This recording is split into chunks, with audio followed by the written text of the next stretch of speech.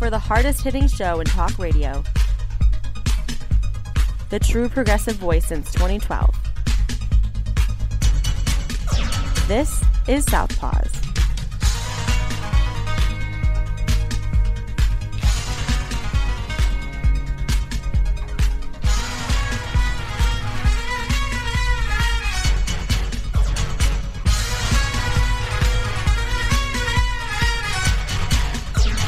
And welcome to Southpaws on the Pacifica Radio Network. We are the leaders of the revolution.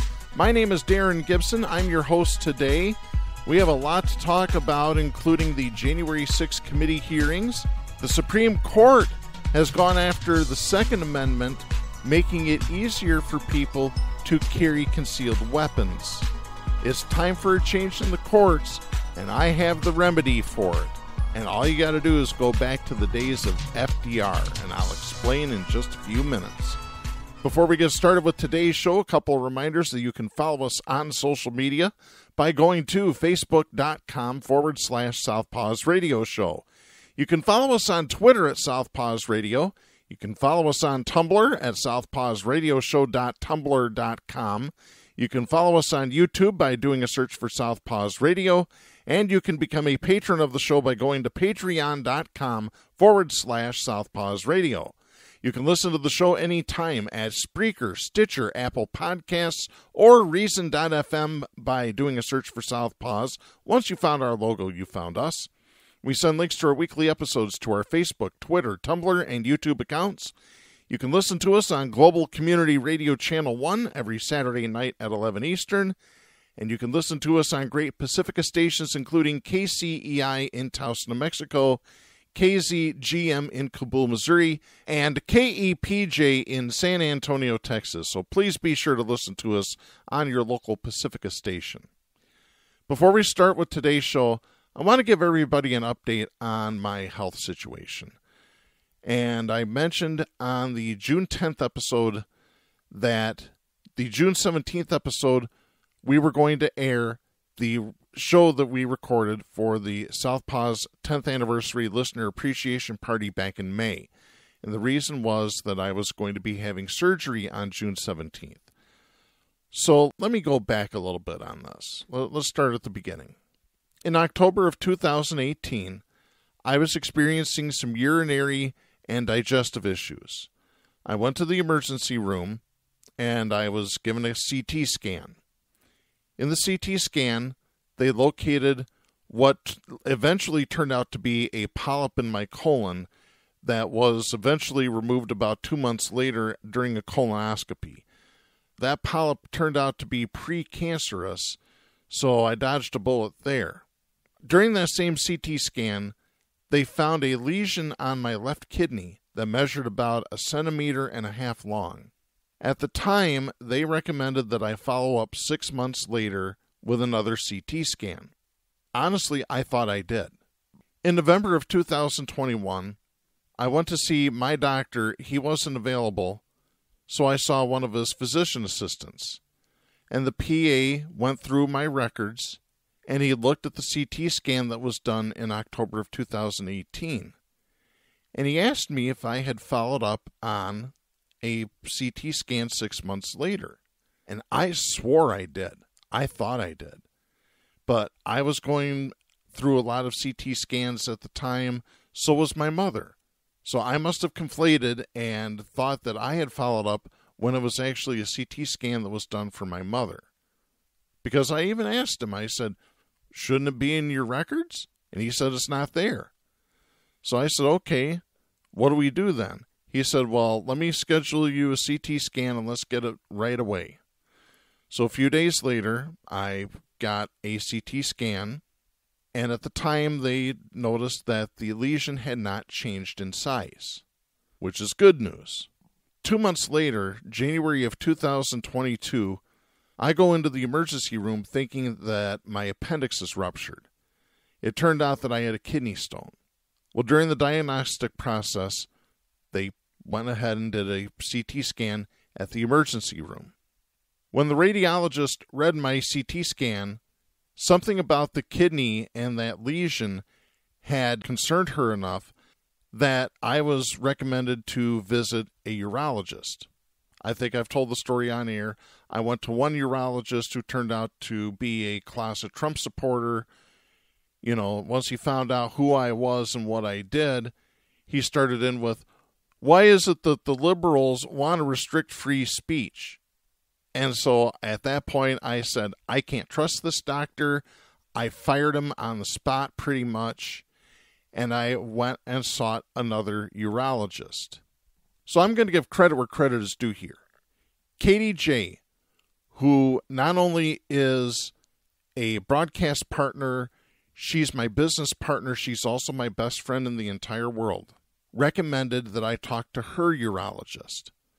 I called and got an appointment. I did not see her urologist specifically.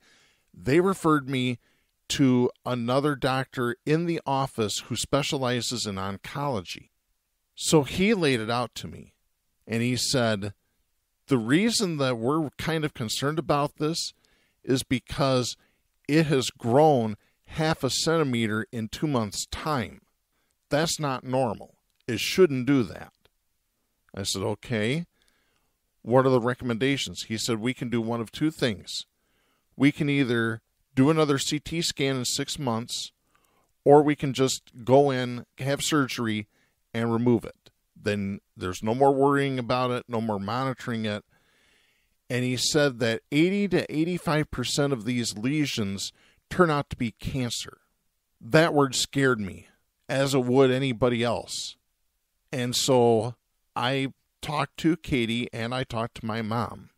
And I said, this is what was laid out to me. What do I do? And they both said, get the surgery. Get it out of you. And so surgery was scheduled for June 17th of this year.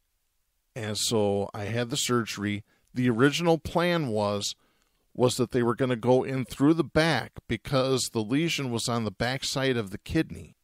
The imaging that was done the day of the surgery, they discovered that the lesion was situated higher in the kidney than what they originally thought it was. And it was going to be impossible to reach it through the back of my body. So they went in through the front of my body with a robot, 5 to 6 incisions again, and I woke up in misery and just could not believe and didn't really know why they went in through the front. And so I asked my mom about it, and she says, we don't know. He didn't tell us. I go, okay, well, I guess I'll have to find out some way of figuring out why he went that way. So the next day when I was still in the hospital, my doctor came up and visited, and he said, well, we think we got it all. This is why we had to go in through the front. It was located too high. We couldn't reach it through the back. I said, okay. I have to tell you, the folks at Spectrum Blodgett Hospital are amazing. All the nurses, the assistants, even the crew from room service. And that's what they call the cafeteria now. You order your food through room service. You have a menu, and you just call up, order your food, and they bring it up in about an hour.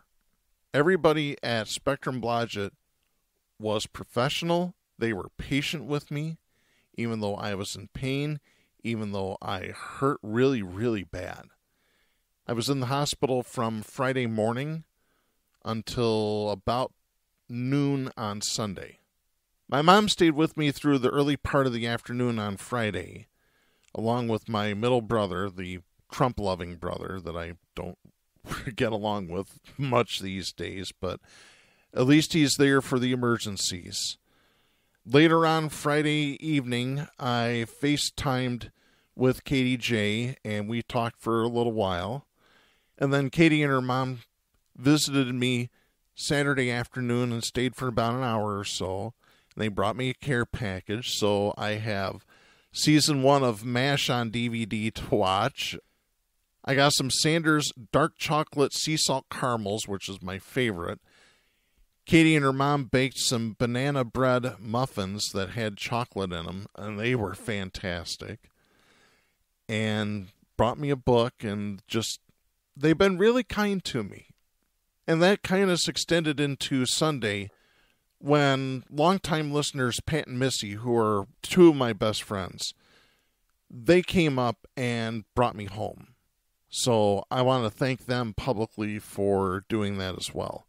I got the results of the biopsy on Wednesday.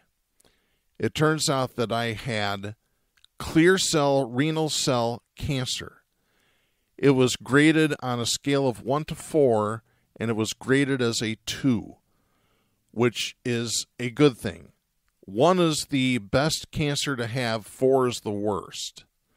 So 2 is pretty well in between. They also sent a sample of some of the fat around my kidney to see if any of the cancer had spread, and that was negative as well. So my doctor believes they have gotten all of the cancer. I don't have to go through chemo or radiation. We're going to do follow-up for the next 5 years through CT scans and blood work and everything else. And so I am apparently a cancer survivor now. And I just want to tell everybody listening to this show right now, please go get checked. Please get an annual checkup every year. You know, even if it's financially hard for you, there's ways for it to be done. This country needs single-payer universal health care right now. And we need to start electing officials at all levels of government that want single-payer universal health care, that want to look out for us and not look out for the large corporations like the insurance companies and everybody else. I've used this radio show as a bully pulpit for over 10 years now about single-payer universal health care, about raising the minimum wage, about unionization, about getting involved in politics, about becoming a progressive. And right now I want to use that bully pulpit to implore you, please get your annual checkup, go to your doctor, have CAT scans done. If there's anything out of the ordinary, go get it looked at. Forget the money. Do you know why? You can't be replaced. Money can be replaced. Things can be replaced. You can't. And there's people out there that love you, and they want you to be healthy. And that's something that I have pretty much discovered with this whole having kidney cancer, is that there are people that care. Jack Prince reached out to me. He's checked up on me. KDJ has been an absolute godsend, even though I don't believe in God. So I don't know if that's the right word to use. Pat and Missy have been fantastic as well. Everybody who has reached out to me, friends, listeners, colleagues, former colleagues, I want to say thank you for caring about me and for reaching out to me. And I'm going to be an advocate for kidney cancer to go get checked up. We need a cure for cancer. We need it now. Cancer kills thousands upon thousands of people every single year. Please get screened. Right now, folks, I want to go ahead with the show here. And I guess I want to start with the U.S. Supreme Court. And I'm going to say it right at the top of the show. It is time. It is beyond time that the United States Supreme Court is stacked. If you're not going to impeach justices for lying during their confirmation hearings in the Senate, then it's time to stack the court. FDR wanted to. The Supreme Court was striking down every New Deal proposal that FDR came up with. FDR had the solution. He wanted to expand the justices from 9 to 15, put his own justices on. The tactic worked because the Supreme Court backed down. They said, whoa, we'll behave now. We'll let some things go through. We don't want the court stacked. But I tell you what, the difference between the 1930s and now is you have obstinate, evil, violent, conservative traitors on the United States Supreme Court. And I tell you what, if I was Joe Biden, I'd stack that court today. And I wouldn't just go from 9 to 15. I'd add 16 more justices, and I'd go from 9 to 25. Right now, I would make it so much of a majority that I would love to see the Republicans howl and scream about it. And I'd say, well, that's just tough, because guess what? The president has the power to expand the court. It's in the Constitution. There is no limit in the Constitution on the number of Supreme Court justices. It's not there. Congress can act. The president can act. And I wish he would. It's time that Democrats got rid of their corporate masters, grew some balls, and started acting. Because otherwise, we're going to have more rulings like we've seen this week. Let's start out with the first one. This is Pete Williams writing for NBC News. This is dated June 23rd out of Washington. The Supreme Court ruled Thursday that the Constitution provides a right to carry a gun outside the home, issuing a major decision on the meaning of the Second Amendment. The 6-3 ruling was the court's second important decision on the right to keep and bear arms. In a landmark 2008 decision, the court had said for the first time that the amendment safeguards a person's right to possess firearms, although the decision was limited to keeping guns at home for self-defense. The court has now taken that ruling to the next step after years of ducking the issue and applied the Second Amendment beyond the limits of homeowners' property in a decision that could affect the ability of state and local governments to impose a wide variety of firearm regulations. The decision, which came as Congress advanced the most significant gun violence prevention legislation in almost 30 years, involved a New York law that required showing a special need to get a permit to carry a concealed handgun in public. The state bans carrying handguns openly, but it allows residents to apply for licenses to carry them concealed. The law at issue said, however, that permits could be granted only to applicants who demonstrated some special need, a requirement that went beyond a general desire for self-protection. Gun owners in the state sued, contending that the requirement made it virtually impossible for ordinary citizens to get the necessary license. They argued that the law turned the Second Amendment into a limited privilege, not a constitutional right. Well, Carlin talks about this. He has said that we either have unlimited rights or we have no rights. And he's based it on the Constitution of this country, the Bill of Rights of other countries, and why different countries have different numbers of different rights. And it's not God-given rights, that's man-given rights. Or as Carlin called them, temporary privileges that can be removed at any time. So let me go ahead and continue the story here. The court agreed with the challengers and struck down the heightened requirement, but it left the door open to allowing states to impose limits on the carrying of guns.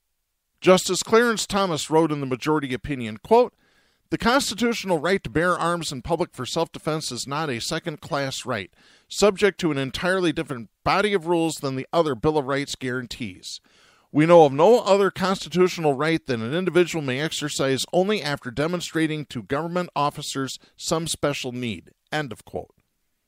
Well, now let's just stop there for a minute, because the government has limited First Amendment freedom of speech, freedom to petition for redress of grievances, freedom to assemble. Because if you protest in, let's say, the city of Grand Rapids, Michigan, you don't have a permit, the city doesn't like that. They want to make their money. That's what it is. When a government asks for a permit to hold a protest, they are, one, trying to restrict your rights, and two, they're trying to profit off of selling your rights back to you. Same thing in the state of Michigan and other states where teachers are not allowed to strike. That's a violation of the First Amendment, multiple times. And why the Michigan Education Association doesn't fight this and doesn't sue shows that they have no backbone, no guts, no balls. And I'm just going to say it right here. And if the MEA don't like it, you come on this show right here, you debate me, because I will kick your ass every single time. Guaranteed. Let me continue.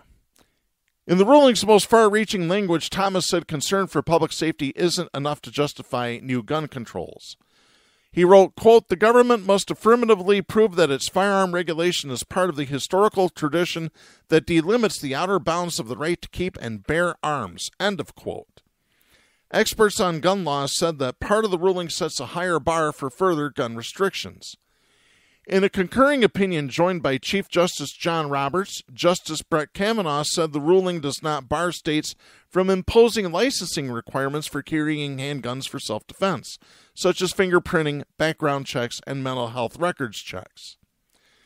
He wrote that New York's law was, quote, "problematic because it grants open-ended discretion to licensing officials and authorizes licenses only for those applicants who can show some special need apart from self-defense," end of quote, in effect denying citizens the right to carry a gun to protect themselves.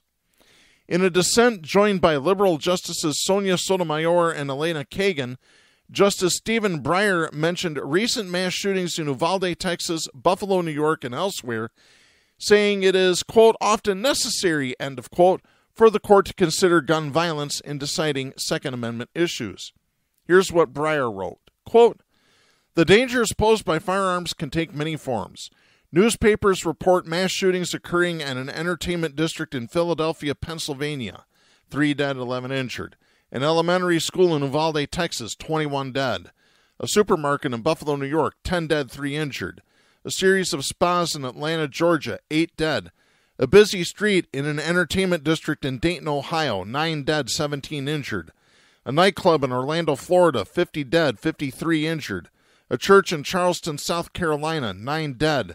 A movie theater in Aurora, Colorado, 12 dead, 50 injured. And an elementary school in Newtown, Connecticut, 26 dead, and many, many more. And mass shootings are just one part of the problem. Easy access to firearms can also make many other aspects of American life more dangerous. Consider, for example, the effect of guns on road rage. New York's legislature considered the empirical evidence about gun violence and adopted a reasonable licensing law to regulate the concealed carriage of handguns in order to keep the people of New York safe. End of quote. All states allow carrying concealed guns in public, although many require state-issued permits.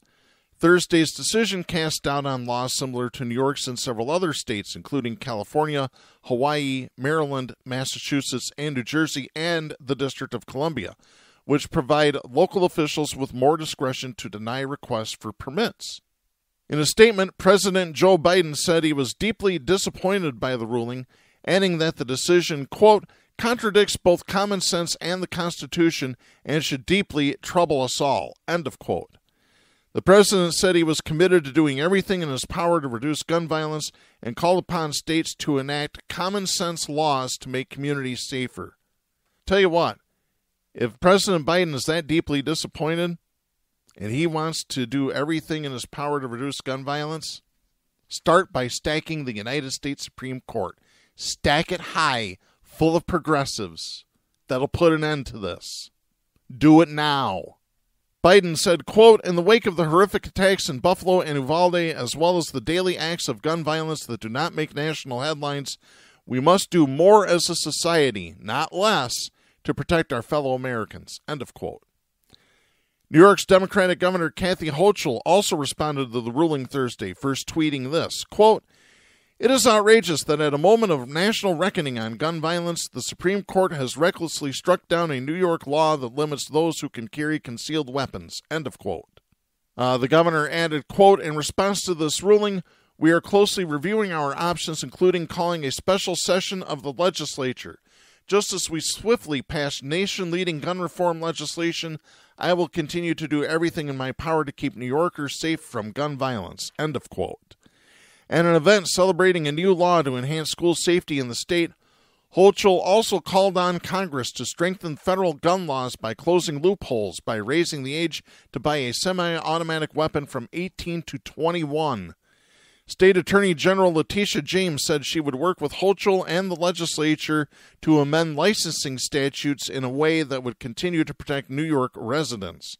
James said, quote, "I want to ensure all New Yorkers that our robust gun protection laws remain intact, and we will be working with our partners in government to further strengthen them." End of quote.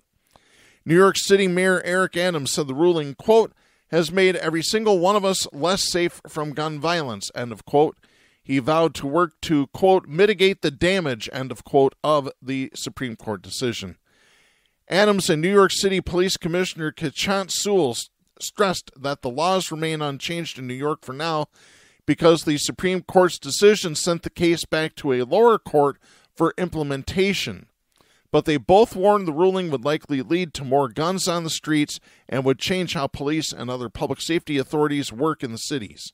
He said, quote, for a city like this, densely populated, this decision is not just rooted in reality. This is a city and a country where people have AK-47 assault rifles, multiple shots. I don't know what the Supreme Court was thinking about, end of quote. They weren't thinking. What they're thinking about is their own evil, violent, conservative, traitorous agenda. They want to get rid of abortion. They want to control women. They want to get rid of all the gun laws in the country. So they want to have it like the Wild West, even though the Wild West wasn't the Wild West. They want to give cops all the power and give you none. And I'm going to tell you this, folks. We'll talk about the Miranda ruling in just a little bit here. If you don't start fighting back, if you don't start protesting en masse, this stuff is going to continue to happen.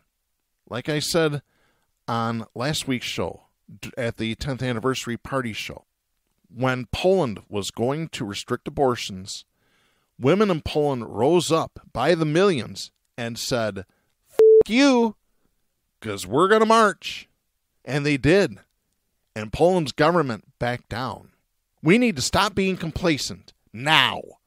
Complacency ends now. We need John Brown zero tolerance now. Let me continue with some more stories about guns and gun legislation. This is Joseph Zabayos Roig writing for Business Insider. This is dated June 14th. 37 House Democrats introduced legislation on Tuesday to levy a 1,000% tax on AR-15 style rifles in an effort to try and severely restrict access to the weapons through a maneuver that wouldn't require any GOP support. Representative Donald Byer of Virginia formally rolled out the Assault Weapons Excise Act alongside 36 House Democrats spanning the ideological spectrum. Some of them are centrists who face difficult re-election bids in the November midterms. The 1,000% tax would apply to military-style assault weapons and high-capacity magazines capable of carrying 10 rounds or more, adding thousands of dollars to the final sales price of such guns in a bid to severely restrict their access. The cost of those weapons typically range between $500 and $2,000, depending on location and other variables. That means the plan would add $5,000 and $20,000 to the final price tag. It would exempt ammunition along with recreational weapons used for hunting. It also would not apply to the estimated 20 million AR-15 style weapons legally circulating around the U.S. In a press release, Byer said, quote, Congress must take action to stem the flood of weapons of war into American communities which have taken a terrible toll in Uvalde, Buffalo, Tulsa, and too many other places, end of quote. Of course, Byer referring to the high-profile mass shootings as of late. Byer continues, quote, I have voted in the past for common-sense gun safety reforms only to see them run aground on Senate Republicans' filibuster. My bill presents a pathway to bypass that obstruction and enact life-saving measures, end of quote. The filibuster is the 60-vote threshold that most bills need to pass in the Senate, meaning any Democratic bill needs 10 Republican votes to advance at the moment. Co-sponsors include Representative Pramila Jayapal of Washington, Chair of the House Progressive Caucus, Representative Katie Porter of California, Representative Tom Malinowski of New Jersey, and Representative Carolyn Maloney of New York. The measure would amount to a steep tax unlike any federal levy now on the books for firearms. The federal government already imposes a 10% tax on certain handguns, while ammunition is taxed at 11%. It's intended to pass through budget reconciliation, a legislative maneuver allowing Democrats to sidestep GOP resistance and approve legislation with a simple majority vote. Democrats employed the tactic to pass President Joe Biden's stimulus law, as well as the House-approved Build Back Better bill that later died in the 50-50 Senate. Only measures that are deemed to have a large impact on the federal budget can be put into such a bill. 3 budget experts told Business Insider that the bill would likely qualify to be included in a reconciliation package that Democrats hope to revive by summer's end, as it is structured as a tax. William G. Hoagland, Senior Vice President at the Bipartisan Policy Center and GOP budget expert, told Business Insider, quote, "I think it passes the test on the various requirements to qualify for reconciliation," end of quote. His view was shared by Ben Ritz, director of the Center for Funding America's Future at the Progressive Policy Institute, another think tank. Ritz said the proposed tax rate is easy to adjust to ensure it generates enough revenue so it complies with the strict rules of reconciliation. Zach Mueller, director of the economic program at the Third Way think tank, previously told Insider, quote, "A pure excise tax that isn't set so high as to end all sales should pass the Byrd rule," end of quote. Mueller is referring to the rule governing eligibility for a filibuster-proof bill. It's unclear how much money the tax on military-style assault rifles would raise. For at least 4 decades, Democrats have pushed plans to greatly step up taxes on some guns and ammunition to discourage people from buying them and curb gun violence. One proposal in 2020 from Senator Elizabeth Warren of Massachusetts would have tripled the tax on handguns to 30% and nearly quintupled the tax rate on shells and cartridges to 50%. The Buyer bill lacked a Senate Democratic co-sponsor, typically considered a sign of support in both chambers. Senate Democrats appear to be treading cautiously around the Buyer legislation.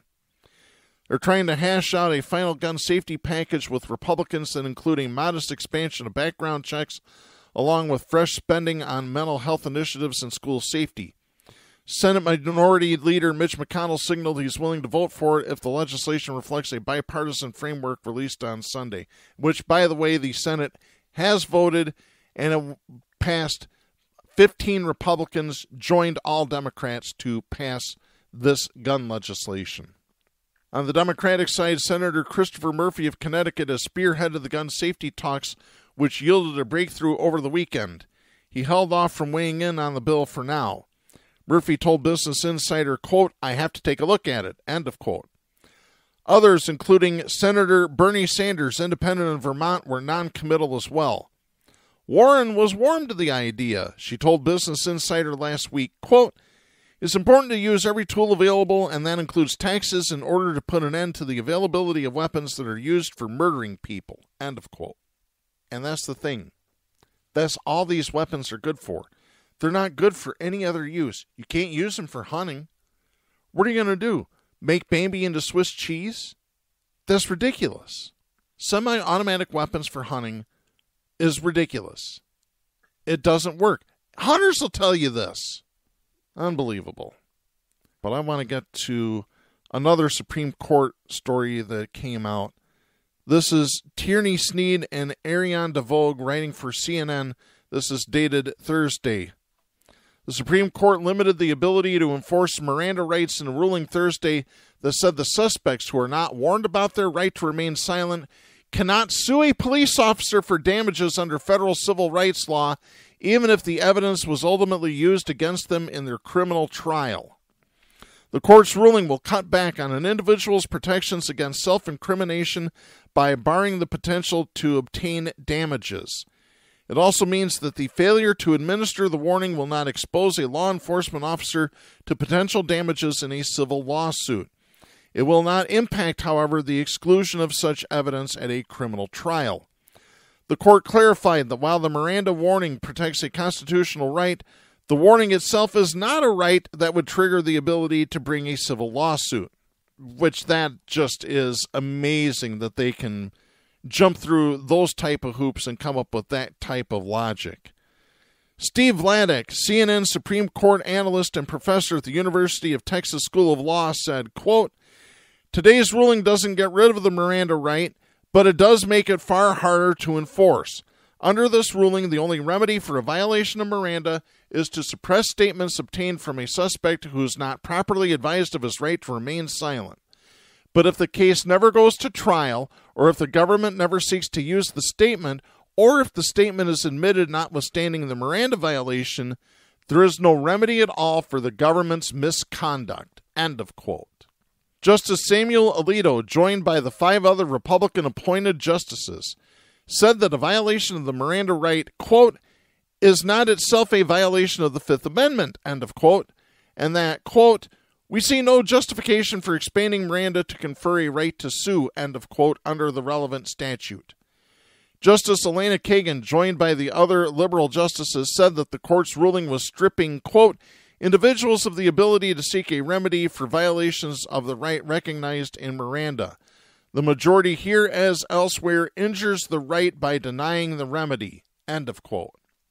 The case involved Terrence Tico, a hospital worker who was accused of sexually assaulting an immobilized female patient at a local hospital in 2014. At issue was not whether a defendant must be read his Miranda rights, but whether he can sue an officer for damages if he doesn't receive the Miranda warning for evidence introduced in a criminal proceeding. Lower courts have split on the issue. Carlos Vega, a Los Angeles County Sheriff deputy, questioned Tico, although he failed to read him his rights as required by the 1966 precedent of Miranda versus Arizona, where the court held that a defendant must be warned of a right to remain silent. Under that precedent, without the Miranda warning, criminal trial courts are generally barred from admitting self-incriminating statements made while the defendant was in custody. Tico ultimately confessed to the crime, was tried and acquitted, even after the introduction of his confession at trial. Later, he sued the officer under a federal law, Section 1983, that allows suits for damages against a government official for violating constitutional rights. The parties disagreed on whether Vega used coercive techniques to extract an involuntary confession.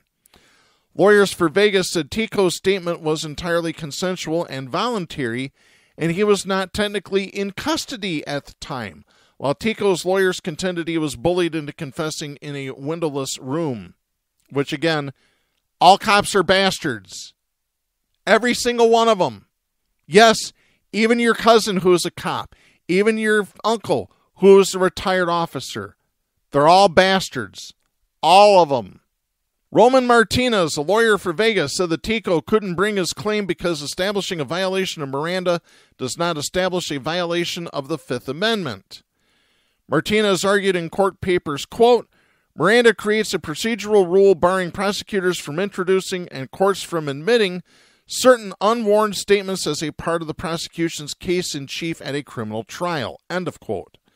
For Martinez, the Miranda warning is a constitutional rule. It is not a right, and under that interpretation, the lawsuit cannot go forward.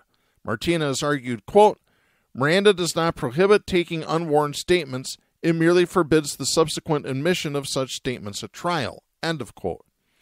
He said an appeals court ruling that went in favor of Tico would, quote, saddle police departments nationwide with extraordinary burdens in connection with lawful and appropriate investigative work. End of quote. According to Martinez, any police interaction could give rise to a private lawsuit, quote, even where the police officer has acted entirely lawfully. End of quote. Oh, so he's using the you can sue a ham sandwich argument, which is total bullshit. Martinez commended the court's ruling Thursday, saying it, quote, confirms the Deputy Vega cannot be sued for his good faith effort to investigate the alleged sexual assault of a defenseless hospital patient, end of quote. Martinez continued, quote, as the court explained, the landmark Miranda decision establishes an important prophylactic rule protecting the Fifth Amendment right against compelled self-incrimination. But the failure to give a Miranda warning does not automatically equate to a violation of the Fifth Amendment. End of quote. The Biden administration sided with Vega. So again, right there, this is what you get when you vote blue no matter who. You better start going for progressives, folks. Better do it. Better listen. Solicitor General Elizabeth Prelogar argued in court papers, quote, because the Miranda rule concerns the introduction of evidence at trial, a suspect may not sue the police officer under Section 1983 for violating that rule. End of quote. Lawyers for Tico argued that Vega refused to accept Tico's denials and that, quote, with a hand resting on his firearm, end of quote, Vega threatened to report Tico and his family members to immigration. Tico has a green card and deportation could lead to persecution in Cameroon. Paul Hoffman, a lawyer for Tico, said that Vega was, quote, the central actor in the chain of events leading directly to the statement being introduced at trial, end of quote. And that's just exactly what it is. I'm telling you, folks, things need to start changing in this country. Soon. Very soon. Time to get active. Time to run for office. It's time to protest. It's time to do a bunch of different things. To tell the owners of this country that we're done. We are done. We have had it. We're not putting up with it anymore. Popper's Paradox of Tolerance. John Brown. Zero tolerance. And speaking of people I would love to go all John Brown on, let's talk about the January 6th committee. If you haven't been watching, shame on you. If your local television station hasn't been airing the hearings live, number one, shame on them. Number two, file a report with the Federal Communications Commission because they're not upholding their license. They're not looking at the interest of the public that their license is for. They're looking at their own self-interest. Yes, I'm talking about you, Channel 8, Wood Television, Nexstar Media. Yes, I'm talking about you, Channel 3, WWMT, Sinclair Broadcasting. Sinclair, now right there, Sinclair is a bunch of evil, violent, conservative traitors. We've talked about them on the show multiple times. I tell you what, I told my mom last night, I said, man, if I ran this country, I'd be dropping the hammer on a whole bunch of conservatives. I'll do one better. I wish I was in charge of the FCC because I'd be dropping the hammer on a lot of stations. A lot of stations would either be going black or they would be under control of somebody else. I'd be yanking licenses real quick. I don't care anymore. Done caring. So on Thursday, day 5 of the January 6th committee hearings took place in Washington. And I just love these hearings. I love it when Republicans turn on each other. It's beautiful. The 11th commandment being violated. Of course, Ronald Reagan made that one famous. The 11th commandment, thou shalt never speak ill of another Republican. Well, that's been thrown out the window. Let me go ahead. This is from CNN. This is Maureen Chowdhury, Elise Hammond, Adrian Vogt, and Meg Wagner. Here's just a timeline of certain things that happened during Thursday's hearing. Former acting Deputy Attorney General Richard Donahue said he didn't mince words with Donald Trump during a meeting in which replacing acting Attorney General Jeffrey Rossen with Jeffrey Clark was discussed. And by the way, they call him former president. We do not use president in front of Donald Trump on this show, either in the former or the current. Clark is a former DOJ lawyer who pushed Trump's fraud claims inside the Justice Department. Yeah, by the way, Jeffrey Clark is an environmental attorney. And I hope I get to that quote eventually. Donahue said at the January 6th House Select Committee hearing, quote, early on, the president said, what do I have to lose? And it was actually a good opening because I said, Mr. President, you have a great deal to lose. I began to explain to him what he had to lose and what the country had to lose and what the department had to lose. This was not in anyone's best interest. That conversation went on for some time.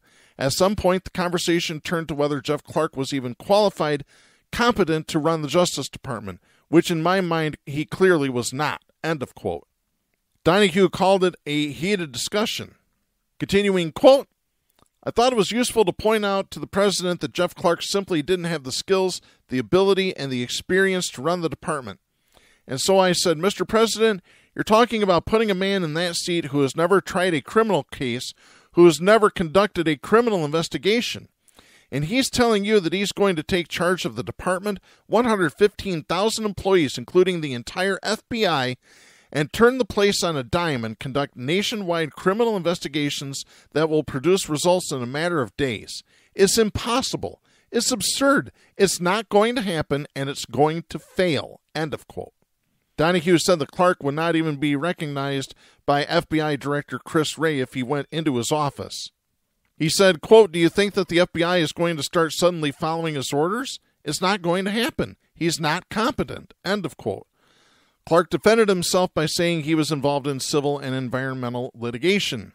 Donahue said, quote, "And I pointed out, yes, he was an environmental lawyer, and I didn't think that was an appropriate background to be running the United States Justice Department." End of quote. No one else in the room supported Clark, he said. Also during the hearing, Donahue said that he set up a meeting with assistant attorney generals at the Department of Justice where he asked them what they would do if Jeffrey Clark was made head of the department by Donald Trump. Donahue said that essentially those who participated in the meeting, quote, said they would resign en masse if the president made that change to the department leadership. End of quote. He added, quote, all, without hesitation, said they would resign. End of quote. And by the way, Jeffrey Clark had his home raided by the FBI on Wednesday. And the FBI has now sent subpoenas to the fake electors from the state of Michigan that were all going to vote for Trump. One of them has already talked publicly about it and said that she's cooperated with the FBI, including allowing them to look at all of her electronic devices. Right now, I want to get to, we have a breaking news story here. This is John Krusel writing for The Hill via Nexstar Media Wire. The U.S. Supreme Court has struck down Roe v. Wade, eliminating the nearly 50-year-old constitutional right to abortion and handing states authority to drastically limit or ban the procedure. The decision by a majority of conservative justices to fundamentally reshape American society by overturning the landmark 1973 precedent is certain to ignite a political firestorm and yield a complex patchwork of state laws that will effectively block large swaths of the population from terminating unwanted pregnancies. Right here it is, ladies. You know what to do. You need to go to Washington by the millions, by the tens of millions, and march. Make your voices heard now. Protest now. The ruling upholds Mississippi's 15-week abortion ban, which directly clashed with Roe's requirement that states permit abortion up to the point of fetal viability, around 24 weeks. More than 24 states, primarily in the South and Midwest, are expected to tighten abortion access as a result of Roe falling, including 13 states with trigger bans set to take effect automatically or through minimal effort by state officials. For conservatives, the toppling of Roe marks the crowning achievement of a carefully orchestrated and well-funded movement that for decades has sought to elevate reliable allies to the Supreme Court and erase federal protections under Roe that conservatives have long considered an infringement of states' rights. The blockbuster decision comes after a stunning breach of Supreme Court secrecy last month led to the public release of a draft version of the opinion, offering a glimpse at the coming dismantlement of abortion rights, as well as the likely upheaval over a ruling that most Americans said they would oppose.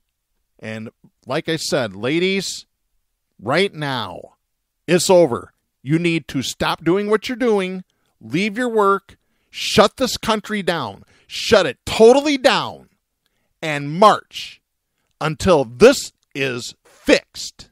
And just say, we're done. We're done. We're done working. We're done with having sex with you men. We're done.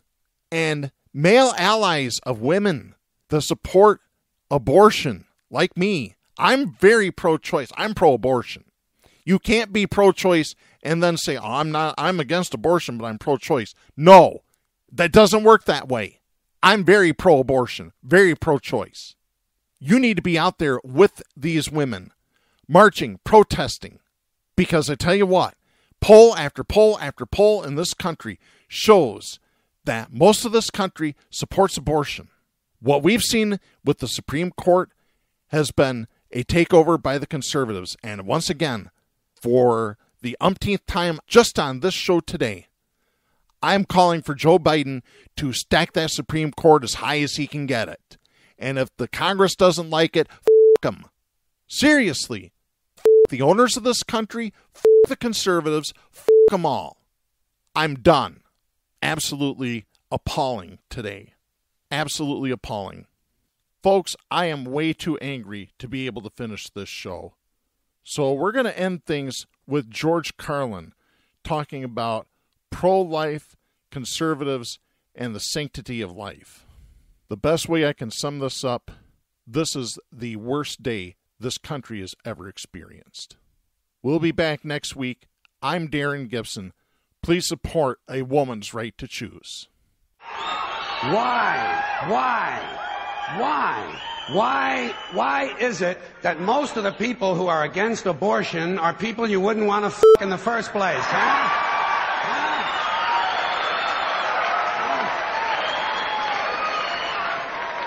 Boy, these conservatives are really something, aren't they? They're all in favor of the unborn. They will do anything for the unborn. But once you're born, you're on your own. Pro-life conservatives are obsessed with the fetus from conception to 9 months. After that, they don't want to know about you. They don't want to hear from you. No nothing. No neonatal care, no daycare, no Head Start, no school lunch, no food stamps, no welfare, no nothing. If you're pre-born, you're fine. If you're preschool, you're f***ed.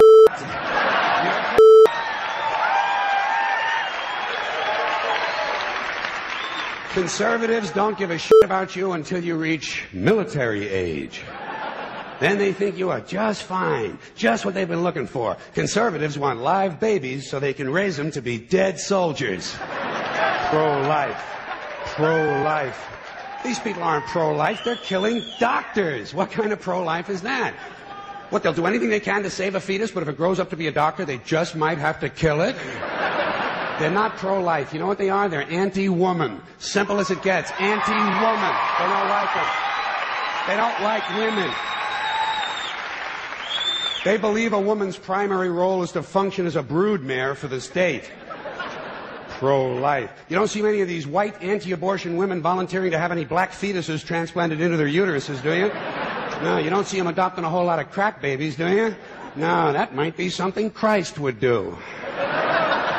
And you won't see a lot of these pro-life people dousing themselves in kerosene and lighting themselves on fire. You know, morally committed religious people in South Vietnam knew how to stage a goddamn demonstration, didn't they? Huh? They knew how to put on a fucking protest. Light yourself on fire! Come on, you moral crusaders, let's see a little smoke to match that fire in your belly. Here's another question I have. How come when it's us, it's an abortion, and when it's a chicken, it's an omelet?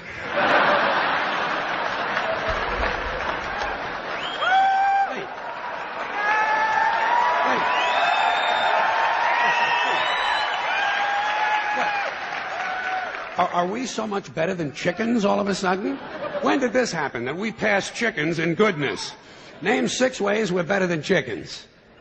See, nobody can do it. You know why? Because chickens are decent people. You don't see chickens hanging around in drug gangs, do you? You don't see a chicken strapping some guy to a chair and hooking up his nuts to a car battery, do you? When's the last chicken you heard about came home from work and beat the shit out of his hand? Huh? Doesn't happen, because chickens are decent people. Well, let's get back to this abortion shit. Now, is a fetus a human being? This seems to be the central question. Well, if a fetus is a human being, how come the census doesn't count them? If a fetus is a human being, how come when there's a miscarriage they don't have a funeral? If a fetus is a human being, how come people say we have 2 children and 1 on the way instead of saying we have 3 children? People say life begins at conception. I say life began about 1 billion years ago, and it's a continuous process. Continuous, just keeps rolling along. Rolling along. I say, you know something? Listen, you can go back further than that. What about the carbon atoms? Huh? Human life could not exist without carbon. So is it just possible that maybe we shouldn't be burning all this coal? Just looking for a little consistency here in these anti-abortion arguments. See, the really hardcore people will tell you life begins at fertilization. Fertilization when the sperm fertilizes the egg, which is usually a few moments after the man says, gee, honey, I was going to pull out, but the phone rang and it startled me.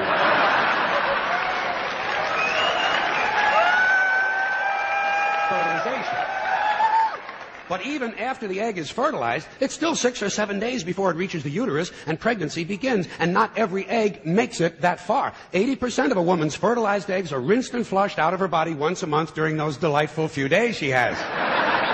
They wind up on sanitary napkins, and yet they are fertilized eggs. So basically what these anti-abortion people are telling us is that any woman who's had more than one period is a serial killer. Consistency. Hey, if they really want to get serious, what about all the sperm that are wasted when the state executes a condemned man and one of these pro-life guys who's watching in his pants, huh? Here's a guy standing over there with his jockey shorts full of little Vinnies and Debbies, and nobody's saying a word to the guy. Not every ejaculation deserves a name. Now, speaking of consistency, Catholics, which I was until I reached the age of reason,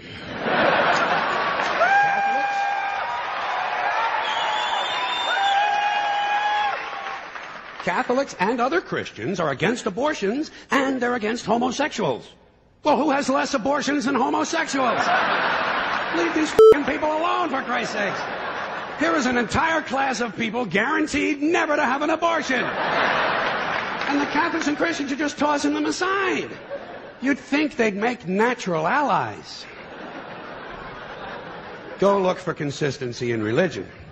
And speaking to my friends, the Catholics, when John Cardinal O'Connor of New York and some of these other cardinals and bishops have experienced their first pregnancies and their first labor pains and they've raised a couple of children on minimum wage, then I'll be glad to hear what they have to say about abortion. I'm sure it'll be interesting. Enlightening, too.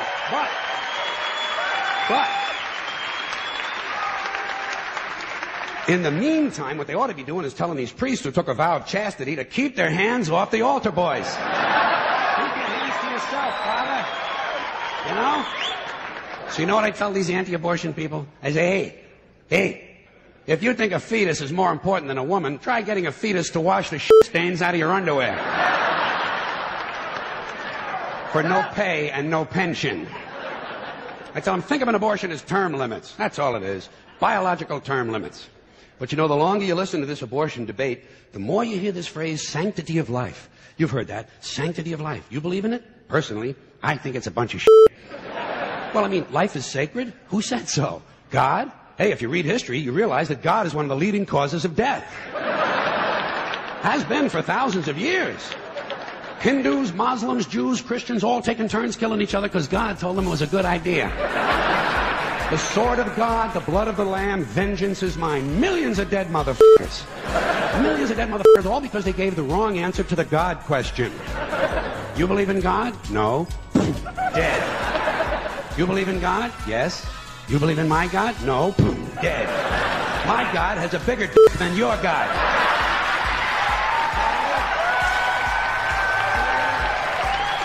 Thousands of years. The stations that carry Southpaws do not necessarily share the opinions expressed on the show. Southpaws is protected by the First Amendment to the U.S. Constitution and is copyrighted by Big D Entertainment. All rights reserved.